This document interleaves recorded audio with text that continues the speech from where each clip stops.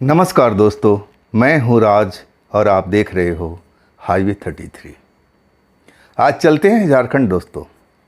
आज की कहानी वहीं से आई हुई है और भेजने वाले हैं ट्रक ड्राइवर सुरेंद्र जी। लेकिन आज कल परसों की ये घटना नहीं है, साल 1995 की 90 के दशक की ये घटना है जो मैं आज आपको बताने जा रहा हूँ। घटना तो पुराना है लेकिन इसमें रहस्य, रोमांच और भरा हुआ है। तो चलिए आज की कहानी का शुरुआत करते हैं सुरेंद्र जी के ही शब्दों के द्वारा। दोस्तों, मेरा नाम सुरेंद्र। मैं ये जो घटना बता रहा हूँ ना, ये मेरे साथ में इसकी शुरुआत नहीं हुई थी। मेरा एक साथी जो मेरे ही ट्रक पर काम करते थे, उन्हीं के साथ ये घटना का शुभारंभ हुआ था। मैं कहूँ ना कि मैं तो कभी भूत प्रेत के बारे में विशेष जानकारी रखता नहीं था। मैं नौजवान था, जोशीला था और ट्रक ड्राइवर। मेरा काम था सड़क पर ट्रकों को चलाना, अपने मंजिल पर सही टाइम पर पहुंचना। मैं यही सब काम में अब अपना मास्टर था। कैसे मैं जल्दी से जल्दी अपने मंजिल पर पहुंच जाऊं। जब मैं अपने गांव जाता हूं अपने ट्रक के साथ में, और जब लंबी लंबी दूरी का मैं सफ़र कर लेता था तो थकान भी होती थी। उस टाइम मेरे एक रिश्तेदार अब अपने बेटे को लेके आए थे। रिश्ते में मेरा भाई लगता था, मेरे बुआ जी का लड़का था। मैं और वो कभी अच्छे दोस्त हुआ करते थे। अब वो किस लिए आए हैं मैं तो पता अब उस टाइम कर नहीं पाया। मुझे नींद आ रही थी और मैं सो गया था, थकान से चूर था। जब शाम को मैं उठता हूँ, नींद पूरी हो जाती है और तब जो मैं बात सुनता हूँ, मुझे लगता है कि आप अब इसमें कर क्या सकते हो। मेरे जो बुआ जी थी, इनके जो लड़का था ना, अब इतना मेहनती था, इतना सब कुछ अपने खेतों में काम करता था और उनके जो फसल वगैरह थी, सब कुछ अच्छी उपज होती थी, ठीक ठाक परिवार था। लेकिन कब उनके घर में गरीबी आकर के बैठ गई पता ही नहीं चला। हम लोग तो समझते थे कि फूफा जी का परिवार आनंदमय ढंग से रह रहा है, सुखी है, संपन्न है, उनको किसी बात का दुख तकलीफ नहीं है। लेकिन जब फूफा जी अपनी कहानी बताने लगते हैं, मैं कहूँ ना कि मैं उसका चेहरा देख रहा था, फूफा जी का, कैसे हो गया कैसे हो गया। लेकिन फूफा जी अब क्या बताएं, कहते हैं बेटा अब ऐसा तो जीवन है, चलता रहता है। जितना मैं समझ पाया था कि आज उनका परिवार जो कल तक खुशहाल था, आज वो पैसे पैसे का मोहताज था। कुछ जो उनके गांव थे और वहाँ पर कुछ मुकदमा वगैरह उनका चल रहा था खेती बाड़ी को लेकर के, और उसमें वो ज़्यादा बर्बाद हो चुके थे। वकीलों को पैसा देना, कोर्ट कचहरी के चक्कर काटना, ये आसान काम थोड़ी होता है। मैं समझ गया उनका दुख तकलीफ। तो मैं छूटते ही बोला कि फूफा जी मैं कितना पैसा दूं, आप बताओ कितनी आपकी मदद की ज़रूरत है जिससे आपका काम बन जाए। और तब वो हंसने लगते हैं और कहते हैं मेरा नाम लेके, सुरेंद्र कब तक तू मुझे पैसा देगा? पैसा मैं कब तक तेरे साथ में लेता रहूँगा?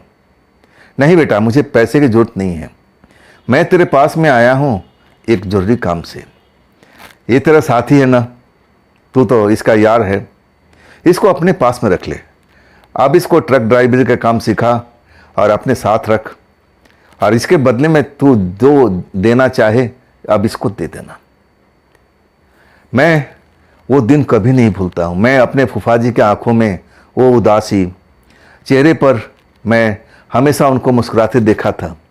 लेकिन वो पल मुझे याद आता है तो आज भी मेरे आंखों से आंसू बहने लगते हैं कि फूफा जी पहले कितना संपन्न थे, चेहरा उनका मुस्कुराता रहता था, और आज इनके साथ में ऐसा कुछ हो गया है।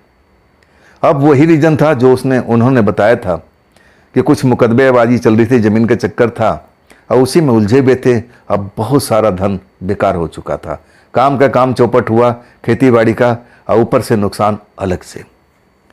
आखिरकार मैं बोलता हूँ कि फूफा जी ये आपका बेटा ज़रूर है, लेकिन ये मेरा भी भाई है। अब भाई से पहले मेरा ये दोस्त है। आप इसका चिंता छोड़ो, मैं इसको काबिल ड्राइवर बना दूंगा, आप बेफिक्र रहो। तब थोड़ा राहत की सांस लेते हैं। मैं शाम को निकलने वाला था और इसके बाद मैं अपनी तैयारी करता हूँ और अपने दोस्त से पूछता हूँ कि तुम्हें इस काम में रुचि है? अगर रुचि है ट्रक चलाने में तब तो मेरे साथ में चलना। अगर कोई तुम्हारी अलग रुचि है तो फिर ट्रक में समय पास करना बेकार होगा मेरे दोस्त। मेरा वो दोस्त कहते हैं कि हाँ भाई, मुझे ट्रक चलाने का अब आनंद आता है। मैं देखता हूँ लोगों को तो मुझे भी लगता है कि मैं भी ड्राइवर होता। जब मैं रुचि जान लेता हूँ तब हम और वो चल पड़ते हैं अपने नए काम धंधे पर। मैं सारी रात, जब तक हम अपने मंजिल पर नहीं पहुँचे जहाँ पर हमारा माल लोड करना था, लेकिन माल तो अब सुबह में लोड होना था, रात तो वहीं पर जा कर के हमने नंबर लगा दिया था और वहाँ पर हमें आराम भी करना था। ट्रक तो उस गोदाम के पास में खड़ी हो गई थी, लेकिन गर्मी का टाइम था और वो जगह मच्छरों से भरा हुआ था। मुझे आराम नहीं मिल रहा था। मैं चाह रहा था कि मैं और मेरा दोस्त अब सुकून का नींद सोए ताकि हम फ्रेश मूड में अब सुबह में अपना ट्रक को अब दौड़ाएंगे, भगाएंगे और अपनी मंजिल पर पहुंचने की कोशिश करेंगे। लेकिन जब मैं ट्रक के छत पर अब मैं सोने का हम दोनों व्यवस्था किए, लेकिन वहाँ मच्छरों ने सोने नहीं दिया। और तब मुझे लगा कि ये गोदाम का गेस्ट हाउस था। गेस्ट हाउस क्या था? वो ड्राइवरों के लिए बना ही हुआ था। वहाँ पर पंखा भी चल रहा था और खिड़की दरवाजे भी थे, लेकिन वो दरवाजे खुले रहते थे। कब कौन सा ट्रक आ जाए और कब वहाँ पर कोई ड्राइवर आराम करना चाहे तो ऐसा कर सकता था। मुझे लगा कि चलो थोड़ा गर्मी तो है, लेकिन कम से कम मच्छरों से तो राहत मिलेगी। हम दोनों वहीं पर आ जाते हैं। हम जो भी थोड़ा बहुत कपड़ा है साफ सुफ करके जगह को आज ज़मीन पर ही अपना बिस्तर जमा लेते हैं। पंखा चल रहा था, गर्मी तो थोड़ा एहसास हो रहा था, लेकिन हवा चलने के बाद मच्छरों से पीछा छूट चुका था। मैं कुछ देर अपने दोस्त से बात करता रहा। अब मैं उसके बारे में कुछ विशेष जान नहीं पाया था। मैं उससे जानकारी लेना चाहता था, लेकिन मुझे भी थकान थी और वो भी लड़का थकान से चूर था। मुझे लगा कि नहीं, आज नहीं, अब तो हमारे साथ में ही हैं, अब तो बात होती रहेगी, हम एक दूसरे की बात को समझते रहेंगे, चलो अब आराम कर लेते हैं। मैं कब नींद में जा चुका था मुझे एहसास भी नहीं हुआ। आज जब मुझे बाथरूम लगता है, आज जब मैं अपने आँख खोलता हूँ तो एक पल तो लगा कि मैं तो अकेले ही हूँ, क्योंकि लड़का आज मेरे पहली बार मेरे साथ में आया था। लेकिन अगले पल जब मैं महसूस करता हूँ कि अरे वो मेरा दोस्त कहाँ गया, मेरे बगल में लेटा हुआ था, वो तो नज़र नहीं आ रहा है, कहीं ये ट्रक में तो नहीं चला गया। मुझे ऐसा ही लगा था। बाथरूम से निपट के आता हूँ, अब मैं ट्रक के पास पहुँचता हूँ। ट्रक के दरवाज़ा, खिड़की सब लॉक थे, चाबी मेरे पास में थी। मुझे लगा कि छत के जो हुड होता है, जब हम एक बार बिस्तर लगाए थे लेकिन मच्छरों ने हमला कर दिया, मुझे लगा कि गर्मी की वजह से शायद पंखे से इसको राहत नहीं मिली होगी, ये वहाँ चला गया होगा। मैं चढ़ करके देखता हूँ और तब उसका कहीं अता पता नहीं था। मैं उस टाइम ज़्यादा कुछ सोच नहीं पाया। मुझे लगा कि शायद बाथरूम करने गया होगा, कहीं लंबा निकल गया, चलो वहीं चल के देखते हैं। जब उस जगह पर मैं आता हूँ जहाँ हम रात बिता रहे थे, पंखा तो अभी चल रहा था, रोशनी अभी भी जल रही थी, लेकिन उस लड़के का अता पता नहीं था। मैं अब उसको आवाज़ देने लगा, उसका नाम लेकर के पुकारने लगा कि आप कहाँ पर हो, आप कहाँ पर हो, लेकिन कोई जवाब नहीं। और तब मेरे मन में घबराहट अब होना ही था। मैं घबरा गया, भाई फूफा जी को अब मैं क्या जवाब दूंगा, ये लड़का कहाँ चला गया, क्या इसको ट्रक चलाने में रुचि नहीं है, क्या ये मुझे छोड़ कर के चला गया।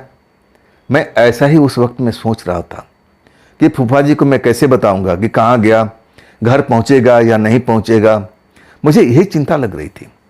लेकिन मैं अभी ढूंढना चाहता था। मैं उसको अब जगह जगह पर तलाश ले रहा था, तलाशी कर रहा था कि कहाँ पर है। मैं उस जगह से तो बाहर निकल आया था जहाँ पर मैं पंखा के नीचे बैठा हुआ था। उस जगह से बाहर निकल करके और उसकी जो पीछे की जगह थी, मैं उस तरफ नहीं गया था। मुझे लगा कि एक बार पीछे चल के देखना चाहिए। मैं आगे तो हर जगह पर तलाश कर लिया हूँ, क्या पता कहीं पीछे जा कर के लेट गया हो। वाकई में जब उस जगह पर मैं जाता हूँ और जो मैं नज़ारा देखता हूँ ना, तो मेरे दिमाग सन्न रह जाता है। मैं देखता हूँ कि वो लड़का तो ज़मीन पर पड़ा हुआ है और उसी के पास में एक जैसे कोई चुड़ैल हो या कोई बुरी आत्मा हो या ना जाने क्या हो। मैं कभी भूत प्रेत को अब इसके बारे में विशेष जानता नहीं था। अब जो मैं नज़ारा देखता हूँ ना, तो मैं कांप के रह जाता हूँ। मैं देखता हूँ कि वो लड़का तो मेरा दोस्त तो जैसे नींद में सो रहा है और उसके बगल में वो औरत बैठी हुई है, कुछ खा रही थी, कुछ चबा रही थी। जब मैं उसको सामने देखता हूँ और उसका चेहरा मोहरा आज जब देख करके मुझे एहसास हो जाता है ना, तो मैं सन्न रह जाता हूँ। डर तो मैं गया था और डर चुका था। आखिर ये कौन है भाई? ये मेरा दोस्त इस जगह पर कैसे आकर के लेट गया है? इसको एहसास क्यों नहीं हो रहा कि इसके बगल में कोई औरत है? इसके साथ कुछ बुरा तो नहीं किया, कुछ बुरा तो नहीं किया? मैं घबरा गया था, डर गया था। लेकिन अगले पल मैं जब फिर उसको देखता हूँ, तब मैं उसके चेहरे पर बदलाव देखता हूँ। जो डरावना चेहरा था वो अब मुझे दिख नहीं रहा था। वो चेहरा एक खूबसूरत जैसे कोई लड़की होती है, हमारी एज की थी, 24-25 साल के आसपास का, वो ऐसी नज़र आती है। सफ़ेद कपड़ा पहने हुए और खुले हुए बाल। आप जैसे उसके सीने पर अपना सर रख करके आराम से आंखें बंद कर लेती है। दूसरी बार मैंने नज़ारा देखा। सच कहूँ ना, मुझे उस टाइम समझ में नहीं आ रहा कि ऐसे हालात में करना क्या चाहिए। मुझे कुछ भी नहीं सूझ रहा था, बस ये सूझ रहा था कि बस यहाँ से चलो, यह मामला अलग है। ये लड़का है, शायद किसी लड़की को बुला रखा है, लेकिन इस अनजान जगह पर, अनजान सिटी के अंदर में इसका जान पहचान कहाँ से हो गया? अब इतना नज़दीकी मामला था कि मैं हैरान था। ऐसे कोई खूबसूरत लड़की और उस लड़के के सीने पर अपना सर रख करके कैसे सो सकती है? जब तक एक दूसरे को तारुफ ना जाने, एक दूसरे से पहचान ना हो, एक दूसरे से प्रेम ना हो। मुझे तो लगने लगा ये तो प्रेम का मामला है। लेकिन अगले पल मुझे जो पहला बार मैं दृश्य देखा था, बड़ा ही डरावना चेहरा था। ये सब चल क्या रहा है यहाँ पर? मैं उस टाइम इतना टाइम बिता दिया था सोचने में, समझने में, और तब मुझे एहसास हुआ, अरे भाई ये मेरे साथ में है, इसके साथ कुछ ऊंच नीच हो गई तो फूफा जी को तो मुझे जवाब देना पड़ेगा। अगले पल मैं लड़के की तरफ चलने लगता हूँ और जैसे ही उस लड़की को एहसास होता है कि कोई आ रहा है, मेरी तरफ देखती है। मैं जब उसकी आमना सामना होता है ना, तो वो मुझे कोई भूतिया रूप में नज़र नहीं आती है, एक साधारण लड़की के रूप में। जैसे मुझे देखती है, एकदम गोली की तरह खड़ा हो जाती है, जैसे इंतज़ार कर रही हो कि मैं या तो पीछे चला जाऊं, और लेकिन मैं जाता नहीं हूँ, आगे जैसे बढ़ते जाता हूँ, और तब उसके एहसास होता है कि मैं तीसरी के पास में आ रहा। उसको लग जाता है, और तब मेरे साथी को छोड़ करके आज जिधर पेड़ वेड़ थे उधर भाग जाती है। इतनी जल्दी सब होता है ना, फिल्मों का सीन जैसा मुझे लग रहा था उस टाइम में। जब मैं अपने दोस्त के पास पहुंचता हूं ना, तो मेरा जो निगाहें थी उस लड़की के पीछा कर रही थी, जो वो भाग करके पेड़ों के पास ना जाने कहां जाके छुप गई थी। मैं उसकी तरफ देख रहा था, अपने दोस्त की तरफ मेरा खास ध्यान नहीं था। मैं बार बार उसी तरफ देख रहा था। ये कौन थी भाई? ये कौन थी? जब वो मुझे नजर नहीं आती ना, तब मैं अपने दोस्त की तरफ देखता हूँ। आज जब मैं देखता हूँ जैसे दारू पी के सोया हुआ है, ऐसा मदहोशी का नींद। कैसे सो गया भाई? इसके साथ में क्या चल रहा है, इसको एहसास तक नहीं है। मैं अपने दोस्त को उठाता हूँ, काफ़ी कोशिश करना पड़ा, तब जाकर के अपनी आंखें खोलता है। और आंखें खोलता है, एक पल के लिए चारों तरफ देखने लगता है। मैं देखता हूँ उसकी आंखें सुर्ख लाल हुई पड़ी है। या तो नींद का असर है या फिर कोई नशे का शिकार बना हुआ है। मुझे तो उस वक्त में यही चीज़ लगा था। मुझे लगा कि इस लड़के को ला करके मैंने बहुत बड़ी गलती किया। फूफा जी मेरे ऊपर में अब ये बोझ डाल दिए हैं, अब मैं कैसे इसको झेलूंगा। मैं उसका हाथ पकड़ के उठाता हूँ, कहता हूँ उसका नाम लेकर के, तुम यहाँ पर कैसे आए? तुम यहाँ पर कैसे आए? तुम तो मेरे बगल में सो रहे। मैं नाराज़ होता हूँ, लेकिन मैं जितना नाराज़ होता हूँ उसको कोई फर्क नहीं पड़ता है। वो मेरी तरफ देखता है और कुछ बोल ही नहीं पाता है, जैसे अब उसकी अकल कहीं और चली गई हो। आखिरकार मुझे लगा कि चलो कब यहाँ खड़े रहेंगे, हाथ पकड़ता हूँ, चल भाई अंदर चलते हैं, अंदर चल के बात करेंगे। अंदर आ जाता हूँ, उसी पंखे के नीचे हम बैठते हैं, मैं अपने साथ उसको बिठाता हूँ और तब कहता हूँ पहले पानी पियो। जब वो पानी पी लेता है ना, तब थोड़ा अपने आप को फ्रेश दिखता है। मैं कहता हूँ उसका नाम लेकर के, तुम पीछे कैसे चले गए थे, तुम तो मेरे बगल में सो रहे थे। और वो लड़की कौन थी, कौन लड़की थी जो तुम्हारे सीने पर सर रख करके बैठी हुई थी। अब मैं वो भी बताया कि जब मैं वहाँ पर गया था तो उसका चेहरा कुछ अलग सा लग रहा था, लेकिन कुछ देर के बाद वो एक खूबसूरत लड़की जैसे दिखने लगी। क्या क्या चक्कर है ये, कौन है लड़की, मैं सब कुछ जानना चाहता था।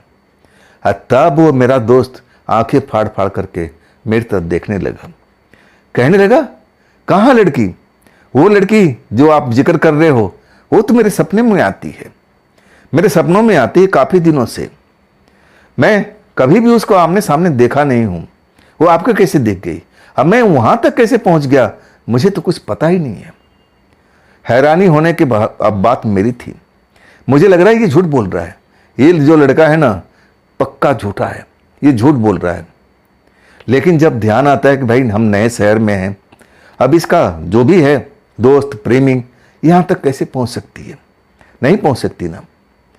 तब मैं उसकी बात पर गौर करने लगता हूँ। मैं कहता हूँ बात क्या है, कब से ये तुम्हारे साथ में सब चल रहा है, कब से वो लड़की तुम्हारे पास में आती है। तब वो हैरान हो जाता है, कहता है मेरे पास में कोई नहीं आता, मेरे पास में कोई नहीं, अब मैं उस जगह पर कैसे पहुंच गया मुझे तो कुछ पता ही नहीं है। वो लड़की तो मेरे सपनों में आती है जिसका आप जिक्र कर रहे हो, सफ़ेद कपड़ों में, बाल खुले होते हैं, वो तो मेरे सपनों में आती है, हर रात को सपने में आती है। मैं कहूँ ना, मैं उसकी बात पर यकीन नहीं कर रहा था, मुझे लग रहा था कि ये मेरे साथ में कुछ गेम खेल रहा है, झूठ बोल रहा है, अभी भी सच्चाई बता नहीं रहा है। मैं पूछता रह गया, लेकिन उसका हर बार का वही जवाब था कि भैया मुझे अब इससे ज़्यादा जानकारी नहीं है, मैं आपको सच बता रहा हूँ, जैसा आप जिक्र कर रहे हो लड़की का, वो मेरे सपने में आती है। आज सपने में आकर के वो मुझे कहती है कि तुम मेरे साथ में रात बिता, मेरे साथ प्रेम कर। तब मैं घबरा जाता हूँ, अब मैं कहता हूँ नहीं नहीं नहीं, ये गलत है, ये गलत है। मैं उससे पीछा छुड़ाना चाहता हूँ, लेकिन वो मेरा पीछा नहीं छोड़ती है। वो मुझे धमकी देती है कि मैं तुम्हारे परिवार को तबाह कर दूंगी, तुम्हारे परिवार को भिखारी बना दूंगी, तुम्हें रोड पर ला कर खड़ी कर दूंगी, जब तक तुम मेरी बात को नहीं मानोगे हम तुम्हें चैन से जीने नहीं देंगे। तुम देख लेना कुछ दिन के बाद तुम्हारा परिवार का क्या हालत होता है, तुम लोग दाने दाने का मोहताज हो जाओगे।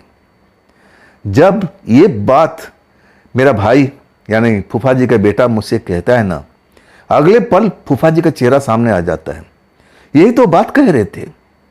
अब मैं तो खुद देखा था, वो अच्छे खासे इंसान थे और गांव में उनका नाम चर्चा भी रहा करता था और संपन्न परिवार थे, कोई दुख नहीं था, कोई तकलीफ नहीं था।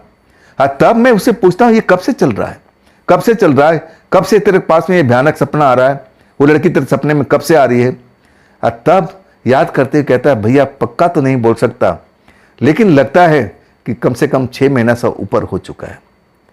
मैं उस पर नाराज होता हूँ कि ये बात तुमने अपने पिताजी को बताया, अपने माँ को बताया।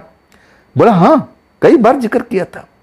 तब कहने लगा अरे सपने की बात ये सब झूठ होता है, सच नहीं होता है, ऐसा सपना तो हमें भी आता है, हम भी तो सपना देखते रहते हैं। वो लोग मेरी बात पर यकीन नहीं करते थे। मैं क्या करूं भैया, मैं क्या करूं। जब वही सपना मैं बार बार देखता हूं तो मैं थोड़ा भयभीत भी हो जाता हूं, अपनी माँ से बताता हूं, लेकिन माँ भी मेरी बात को नज़रअंदाज कर देती है। मैं कहने लगा ये सब ज़मीन का झगड़ा, ये केस फौजदारी मुकदमा कब से शुरू हुआ है। तब वो याद करते हुए कहने लगा कि ये तो लगभग 6 महीने से, मुझे लग रहा है 6 महीने के अंदर से ये सब हो रहा है और हम लोग उसी टाइम से बर्बाद हो चुके हैं। बहुत सारा पैसा, अब बहुत सारा जो खेत है, अब हमारा उस पर हक भी नहीं रहा। वो अपनी दुखड़ा सब कुछ बताने लगता है। हम लोग पैसे पैसे के लिए अब एक तरह से लाचार हो जाते हैं, कर्ज हम पर चढ़ जाता है और भी कर्ज जैसे हमारे ऊपर में चढ़ता जा रहा है। मैं उसकी बातों को नोट कर रहा था। मतलब ये जो लड़की थी जो उसको सपने में आती थी, यही तो बात बोलती थी कि तू मेरे साथ में प्रेम कर और नहीं तो मैं तुझे बर्बाद करके रख दूंगी, तुझे अब पाई पाई के लिए मोहताज कर दूंगी, तेरा परिवार बिखर जाएगा और तू लोग रोड पर आ जाएगा।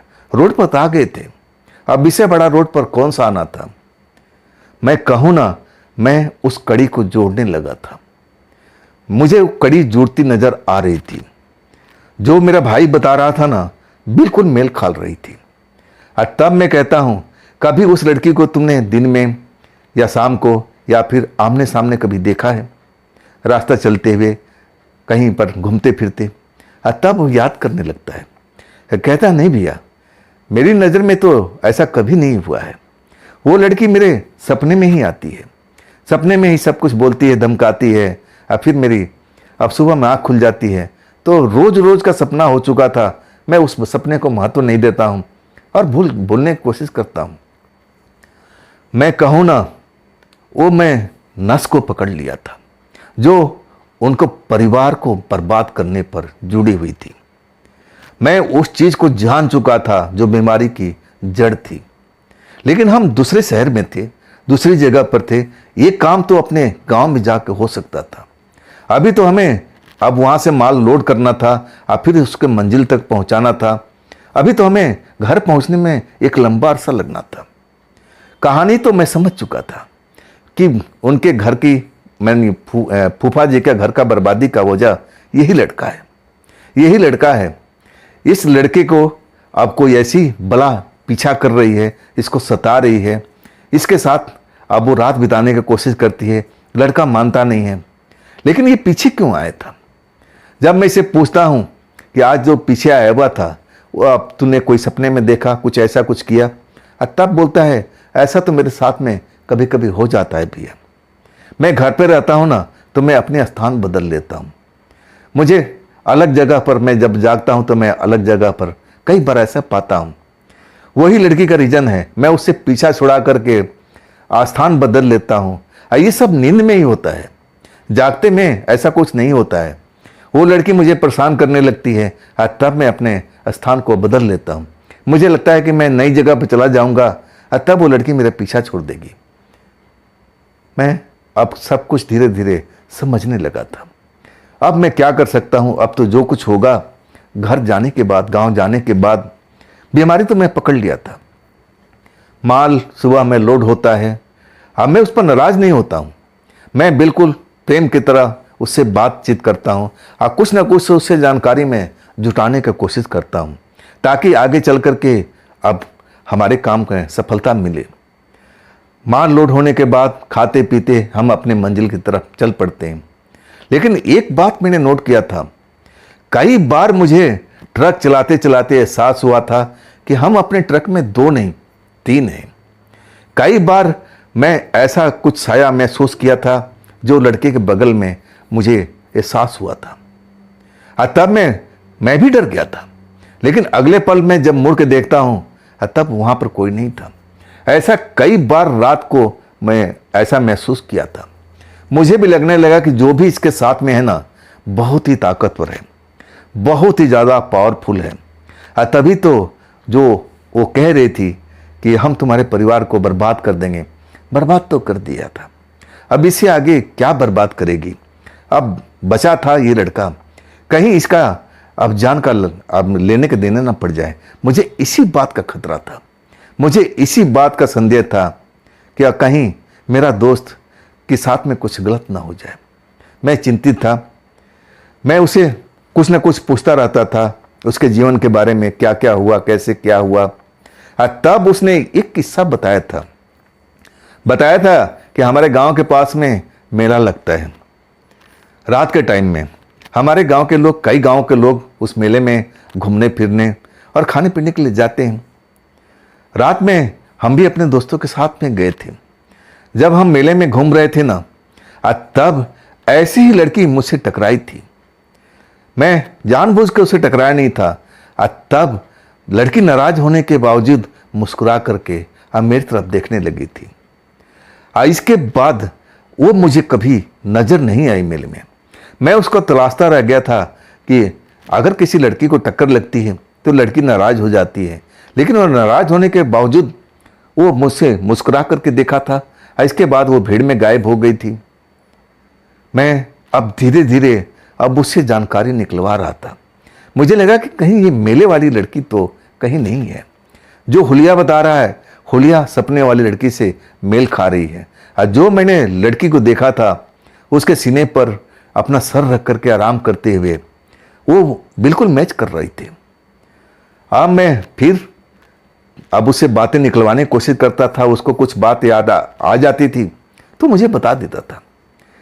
लगभग 3 रातें अब बीत चुकी थी और 3 रातों का सफ़र थका दिया था।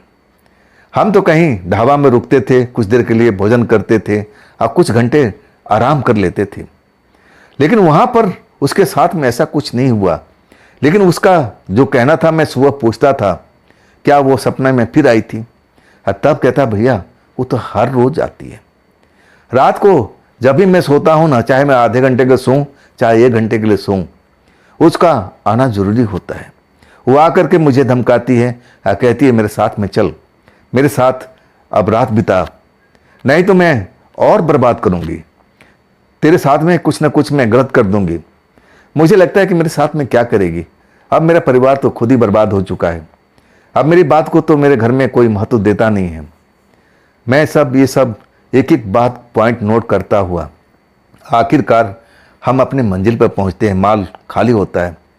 मैं तो वहाँ से कहीं आगे जाने वाला था, लेकिन अपने भाई का, अपने फूफा का दुख तकलीफ देख करके मुझसे रहा नहीं गया। मुझे लगा कि नहीं, अब हम गांव लौटेंगे।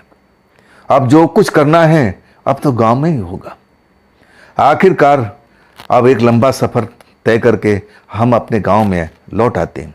और रास्ते में मैं बताऊं ना, मुझे कई बार एहसास हुआ था, वही जो मैं उसके साथ में देखा था कि जैसे कोई हम 2 हैं तो एक कोई और बढ़ गया।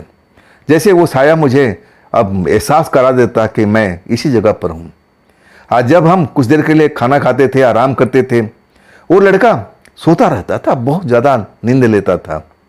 आज जब मैं उसे जगाता था कि चल भाई अब निकलते हैं, आज तब मैं उससे पूछता था कि फिर सपना देखा। बोला हाँ भैया, वो सपने में आई थी, मुझे धमका रही थी, ना जाने क्या क्या बोल रही थी, आधी बातें तो मुझे याद भी नहीं रहती है। आखिरकार हम अपने गांव पहुंचते हैं। अब मेरे परिवार के लोग आश्चर्य में थे कि इतना जल्दी मैं कैसे सफ़र पूरा करके आ गया। आज जब मैं पूरी कहानी अपने पिताजी को बताता हूँ अकेले में, तब पिताजी भी सुनकर हैरान हो जाते हैं। मेरे पिताजी थोड़ा तंत्र मंत्र का जानकार थे, पूजा पाठ करने वाले व्यक्ति थे, अच्छे गुरुओं का सोबत में रहते थे और पूजा पाठ में परफेक्ट थे। जब मैं पूरी घटना का ब्यौरा देता हूँ तब पिताजी कहते हैं वो लड़का है कहाँ, उसको मेरे सामने में ले आओ। मैं उसको आवाज़ दे के बुलाता हूँ कि भाई इधर आ जा, इधर आ जा, पापा बुला रहे हैं। तब वो आता है, मेरे सामने उसको बिठा देते हैं पापा जी। आप फिर बस उसको देखने लगते हैं। मैं जानता हूँ कि वो नज़र से भी देख करके पहचान सकते हैं कि इसके अंदर में क्या चल रहा है। आज जब वो समझ जाते हैं तब कहते हैं, बहाना करके उसको भेज देते हैं, जा बेटा थोड़ा घूम फिर ले। लड़का जब चला जाता है ना, तब मैं उनकी तरफ देखता हूँ, पापा जी आपने देखा क्या है? तब कहते हैं देखा है बेटा ना, बहुत पूरी ताकतवर है वो, हमारे बस की बात नहीं है, मैं उससे लड़ नहीं पाऊंगा, मैं उसे बिल्कुल निकाल नहीं सकता। वही है जो पूरे परिवार को तबाह कर रखी है। जैसे मेरे पिताजी ये बात बताते हैं ना, मेरा रोम रोम खड़ा हो जाता है। मैं जो सारा कुछ कड़ी से कड़ी जोड़ते हुए आया था, आखिरकार मुझे सफलता तो मिली थी। इतना तो हम जान चुके थे कि बर्बादी का वही है लड़की, बर्बादी का कारण ही है वही है। और वो मेले वाला ही लड़की थी जो पहली बार मेरे भाई से मेले में टकराई थी। वो कोई नॉर्मल लड़की नहीं थी, वो कोई बहुत शक्तिशाली और प्रेतात्मा थी। मेरे भाई को अब चैन से रहने नहीं देती थी और हमारे परिवार को तो तबाही के कगार पर ला चुकी थी। आखिरकार जब मैं पिताजी से पूछता हूँ कि इसका इलाज क्या है, कैसे क्या करना है, तब पिताजी कहते हैं मेरे गुरु के पास में जाना होगा। मैं उनसे पूछूंगा, उनसे सलाह लेता हूँ कि वो क्या बोलते हैं, तब हम आगे के बारे में सोच सकते हैं। आखिरकार पिताजी जाते हैं अपने गुरु के पास में, और रात को जब लौटते हैं तो काफ़ी लेट हो चुका था। कुछ वहाँ से लेके आए थे भभूत पढ़वा करके गुरुजी के हाथों द्वारा। जब लेके आते हैं तो वो लड़का खा पी करके मस्त सो जाता था। मैं बताया ना, सोने में मास्टर आदमी था। जरा सा भी उसको मौका मिलता था ना तो जैसे आराम से चैन के नींद सोता था। दिन दुनिया से उसको कोई मतलब नहीं। अब मैं जानता था सोने का जो कारण था वही लड़की थी। उसके सपने में आ जाती थी और उसको उस जगह पर ले जाने के लिए मजबूर करती थी, कहीं पर एकांत में, ताकि उसके साथ रात बिता सके। लेकिन लड़का वो भी था, जिद्दी था, लेकिन उसके जीवन में और क्या चल रहा था, या मुझसे कुछ ऐसी बात थी जो छिपा रहा था, अभी भी शायद मुझे बता नहीं पा रहा था। जरूर उसके साथ कुछ न कुछ तो खेल हो रहा था, सपने में ही सही, लेकिन खेल तो हो रहा था। जब पिताजी लौट के आते हैं, मैं तो जगा हुआ था, उनका इंतजार ही कर रहा था। ये बात हमारे परिवार में अब हम दोनों के अलावा कोई तीसरा नहीं जानता था।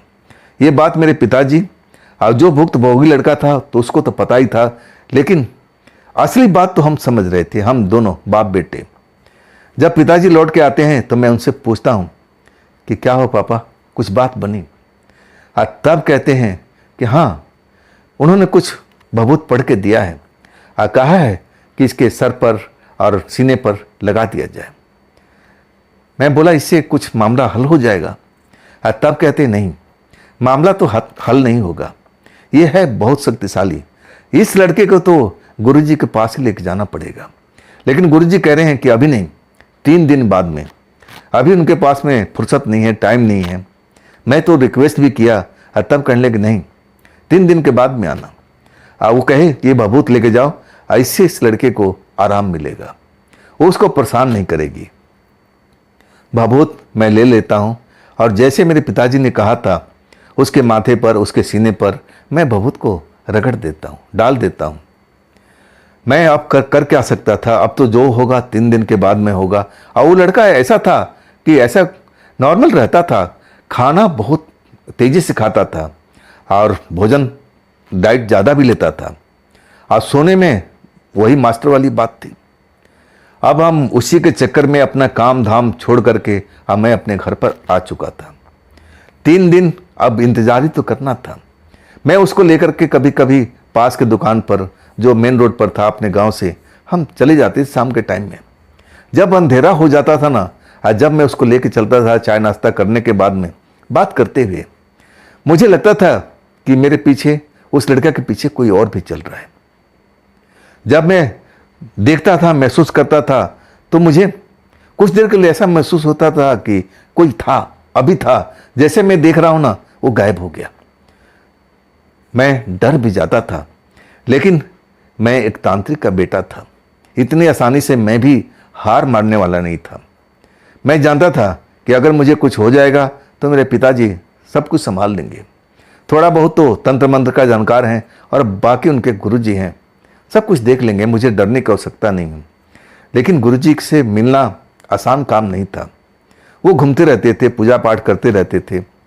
आखिरकार 3 दिन कैसे बीता ये तो मैं ही जानता हूँ। जब मैं और लड़का और मेरे पिताजी गुरुजी के पास पहुँचते हैं तो गुरुजी जैसे इंतजार ही कर रहे थे। बड़े आदर सत्कार से हम लोगों को बिठाते हैं, पानी वानी के पूछते हैं, तो हम लोग मना कर देते हैं कि गुरुजी बस हम लोग पानी वानी पी के आए, अब इसका ज़रूरत नहीं है। और तब कहते हैं कि आप दोनों में से कौन सा है? पहली बार मुझे लगा कि मैं गलत जगह पर तो नहीं आ गया हूँ। जब गुरुजी इतने पहुँचे हुए थे तो उनको तो देख करके मालूम कर लेना चाहिए था कि आखिर लड़का कौन है। तब पापा जी उंगली उठाते हैं मेरे भाई की तरफ में, ये लड़का है जी। मुझे थोड़ा संदेह सा हुआ था, लेकिन अपने संदेह को मैं छुपा लेता हूँ। चलो, अभी गुरुजी को शायद अपनी आंखें नहीं खोली होगी और उस मुद्रा में नहीं होंगे जिससे वो जान पाए, लेकिन हैरत जरूर हुई थी। उनको लेकर, मेरे भाई को लेकर के, और अपने अकेले कमरे में चले जाते हैं। वहाँ पर घंटा 1.5 घंटा बीत जाता है और तब वो दरवाज़ा खुलता है। अब मेरे भाई और गुरुजी बाहर निकलते हैं। मैं तो बस देख रहा था कि अब क्या होगा, गुरुजी क्या बताएंगे। मन में अब जैसे जिज्ञासा जगी हुई थी, दिल की धड़कन बढ़ी हुई थी। मुझे लग रहा था कि बस जल्दी से जल्दी जो भी इस पर विपत्ति है निपट जाए, ताकि वो लोग फिर से अपने उसी रूप में आ जाए जैसे पहले थे। सब इसी प्रेतात्मा की वजह से हुआ है। मेरे फूफा जी को बर्बाद करने वाली यही प्रेतात्मा है जो मेरे भाई के शरीर में रहा करती है। उसको सपने में आती है और वो मेले वाली लड़की है। जब गुरुजी बाहर आते हैं, उनके चेहरे पर वो मैं जो मुस्कुराहट होनी चाहिए थी वो मुझे दिखती नहीं है। मेरा मन में अब धड़कन और तेज होने लगता है, दिल की धड़कन, डर सा महसूस होने लगता है कि बात बनेगी कि नहीं बनेगी, अब क्या होगा। तब गुरुजी बैठ जाते हैं, लड़के को बैठने का बोलते हैं। हम मेरे पिताजी की तरफ देख करके फिर बोलना शुरू करते हैं। देखो भाई, ये जो मामला है ना बहुत टेढ़ा है। ये मामला बहुत पुराना हो चुका है। अगर नई नई बात होता ना तो हम इसको जल्दी से मामले को सलटा देते हैं, लेकिन इसमें वक्त लगेगा। कम से कम मान के चलो कि महीना दिन के आसपास लग जाएगा। लेकिन चिंता मत करो, मैं इसको देख लूँगा और आसानी से निपटा दूंगा। मेरे पिताजी उनके आगे हाथ जोड़ लेते हैं कि जैसा आप समझे। लेकिन मेरा जो कहना था, मन ही मन में सोच रहा था कि मैं बाबा जी से बोलूं कि जितना जल्दी आप निपटा देंगे उतना ही इसके लिए, इसके परिवार के लिए बेहतर होगा। लेकिन मैं बोल नहीं पाया। जब 2 बड़े थे वहाँ पर तो मेरा हक ही नहीं बनता था। अब मेरे पिताजी पूछने लगे कि आखिर इसके लिए आपने क्या सोचा है, कैसे क्या होगा। तब कहते हैं तुम चिंता मत करो, इसका पुराना कपड़ा मुझे चाहिए, चाहे फटा हो, पुराना हो या नया हो, जो ये पहन रखा, बस मुझे दे के चले जाना। अब बाकी मेरा काम है, मैं कैसे करूँगा।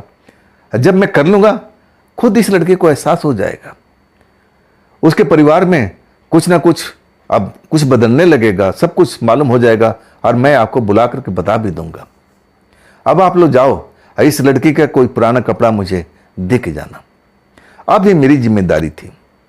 मैं घर से फिर आता हूँ और उनके पास अपने भाई का पुराना शर्ट ला करके दे देता हूँ।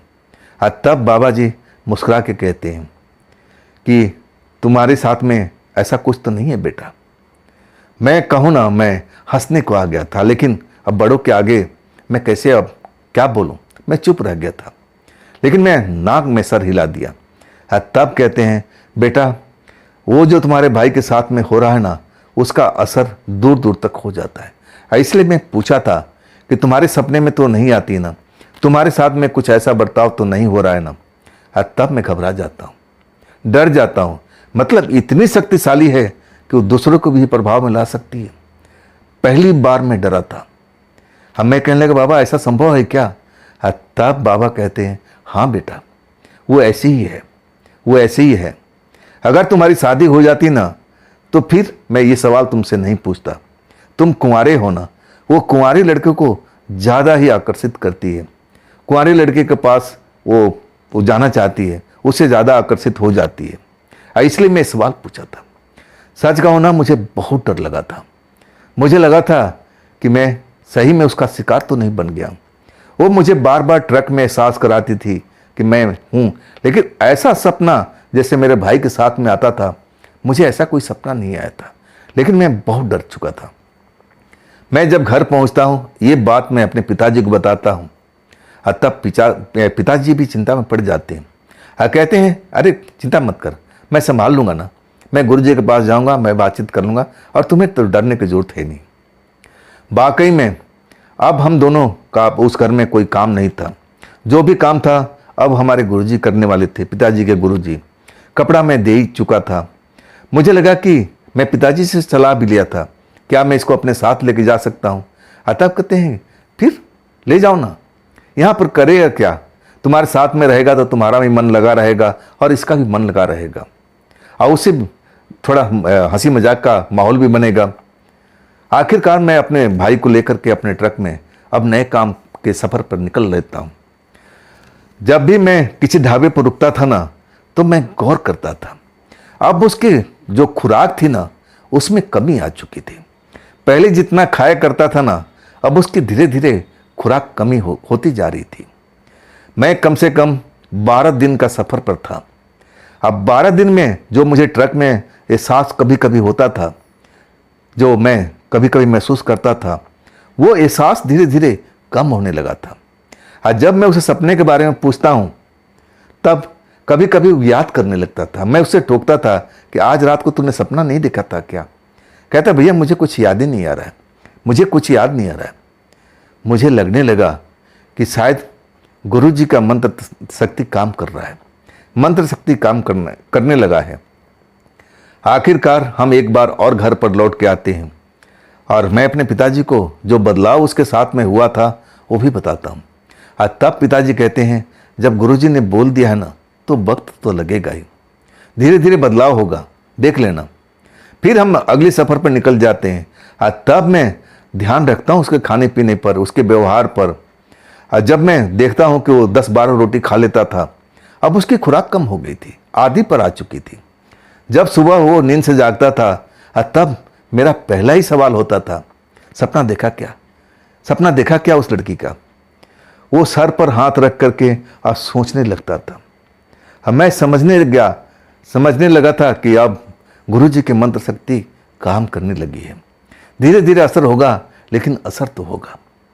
आखिरकार पूरा महीना हम लोग का सफ़र में बीत जाता है। इसके बाद हम लोग लौट के आते हैं, तो मैं ना जाने कितनी बार उससे सवाल पूछ चुका था, लड़की सपने में आई क्या? तब कहता भैया नहीं, मुझे याद ही नहीं आ रहा है, मुझे याद ही नहीं आ रहा है। तब मुझे लगने लगा अब मामला ख़त्म होने पर जा रहा है। जब हम घर लौटते हैं, ये खुशखबरी जब मैं अपने पिताजी को बताता हूँ, तो वो भी मंद मंद मुस्कुराने लगते हैं। कहते हैं बेटा समय तो लगता है, ये बहुत पुराना केस था। पहले तो गुरुजी ने मना कर दिया था कि नहीं, इतना पुराना केस हम ले नहीं पाएंगे, लेकिन जब उनका हाथ पैर में जोड़ने लगा, तब जा कर के ये केस को लेने के लिए तैयार हुए थे। चलो अच्छा हुआ, आज उनका घर जो बर्बाद हो चुका था वो फिर से आबाद होने लगा। जो केस मुकदमा उन पर हुआ पड़ा था, प्रॉपर्टी को लेकर के, खेत के लिए, सब वो जीत चुके थे। ये सब हुआ था जब गुरुजी ने वो सारा काम कर दिया था। वो सपने में जो लड़की आती थी, अब उसका आना बंद हो चुका था। मेरा भाई जो जितना खाना खाता था, मैं अपने आंखों से देख रखा था, 12-15 रोटी, और वो भी तेजी से खा लेता था। मुझे तो लगता था कि उसके शरीर में हमेशा ही वो रहती थी और वो भोजन भी करती थी हमारे भाई के माध्यम से। मुझे तो लगता था कि उसके साथ में बुरा व्यवहार भी करती थी, गलत काम भी करती थी, लेकिन वो शर्म से बताता नहीं था। जब सब कुछ मामलात सही हो गया था, घर परिवार मतलब जो पहले तरह थे वो लोग, अब थोड़ा असर तो होता है, समय तो लगता है इसमें, लेकिन अब वो मेरा भाई मेरे ट्रक पर काम कर रहा था। ट्रक ड्राइवरी अब एक तरह से सीख चुका था। अब मैं जल्दी से ही इसका ड्राइविंग लाइसेंस बनवा करके अब मैं दूसरे ट्रक पर भेजने वाला था और उसकी बातचीत अब हो चुकी थी। जब मैं सारा मामला निपट जाता है और उससे मैं पूछता था कि तू बता, कभी तेरे को एहसास हुआ है जैसे वो लड़की तेरे सपने में आई है और तेरे साथ में कुछ गलत हरकत कर रही हो? जब ये पूरा मामला ख़त्म हो जाता है ना, तब कहता भैया कभी कभी ऐसा भी होता था। मैं उसको मना करता था, लेकिन वो चिढ़ जाती थी, धमकाती थी, कहती थी अब तेरे परिवार को तबाह कर दिया ना, मैं तुझे भी छोड़ूंगी नहीं। तब मैं डर जाता था। मैं अब फिर कड़ी को जोड़ लिया था। मुझे तो लगता था ये कड़ी शुरू से जुड़ी हुई थी, लेकिन ये लड़का थोड़ा शर्मिला था ना, ये बात करने में थोड़ा से मेरे से शर्माता भी था, घबराता भी था। मैं इससे थोड़ा बड़ा था, लेकिन मैं मामला पूरी तरह से संभाल लिया था। अगर मैं ऐसा नहीं करता तो शायद उनका घर तो बर्बादी हो चुका था और इस लड़के पर भी जान के लाले पड़ सकते थे। तो दोस्तों, ये थी आज की कहानी। कैसी लगी आपको? कमेंट में ज़रूर बताइएगा। अगर आपके पास भी ऐसी कोई घटना है, कोई अपनी आप बीती है, तो आप मेरे इंस्टाग्राम पर, मेरे व्हाट्सएप नंबर पर अपनी घटना को, अपनी कहानी को आप ज़रूर मुझे शेयर कीजिएगा। मैं आपका इंतज़ार करूँगा। दोस्तों, ये भी चैनल आप ही का है, तो इसको भी अपना प्यार दीजिए, लाइक कीजिए, सब्सक्राइब कीजिए, अपने दोस्तों के शेयर कीजिए और हाइप वाले बटन को ज़रूर दबाइएगा। तो दोस्तों, कल की रात फिर इसी चैनल पर एक नई घटना, एक नई कहानी के साथ फिर से मिलता हूँ। आप लोग अपना ख्याल रखिएगा। नमस्कार।